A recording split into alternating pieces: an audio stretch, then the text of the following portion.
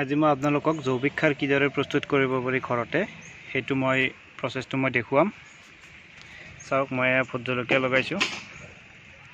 তাৰ বাবে প্ৰথমতে লাগিব 5 লিটাৰ পানী। এইটো মোৰ জাৰ্না হয় 5 লিটাৰৰ।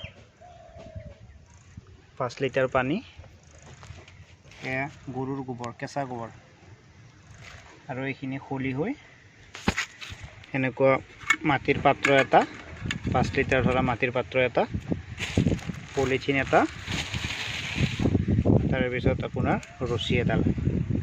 একেবাৰে সহজ। প্ৰথমতে কি কৰিব, ইয়াৰ যিটো গোবৰ, এইটো ফ্ৰেছ গোবৰ, আজিৰ গোবৰ হয়। এই গোবৰটো ইয়াত দি দিব। গোবৰ আধা কিলো লাগে।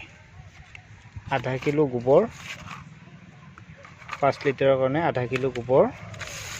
তাৰপিছত এইখিনি খলি হৈ আছে,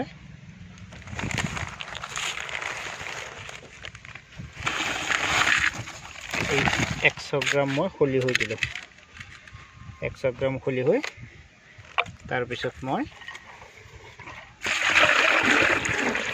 ইয়াতে 5 লিটাৰ পানী ঢালি দিলোঁ। তাৰপিছত কি কৰিব লাগিব, এইটো পলিথিন হয়,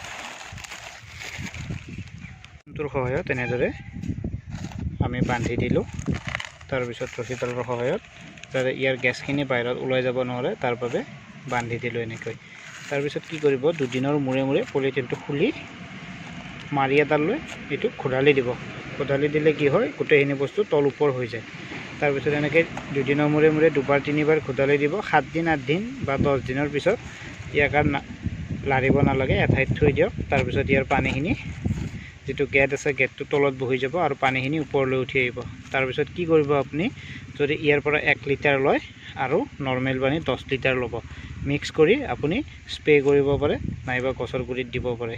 এইটো একেবাৰে জৈৱিক সাৰৰ ভাল সাৰ। একেবাৰে সহজতে ঘৰতে এইদৰে বনাই ল'ব পাৰি।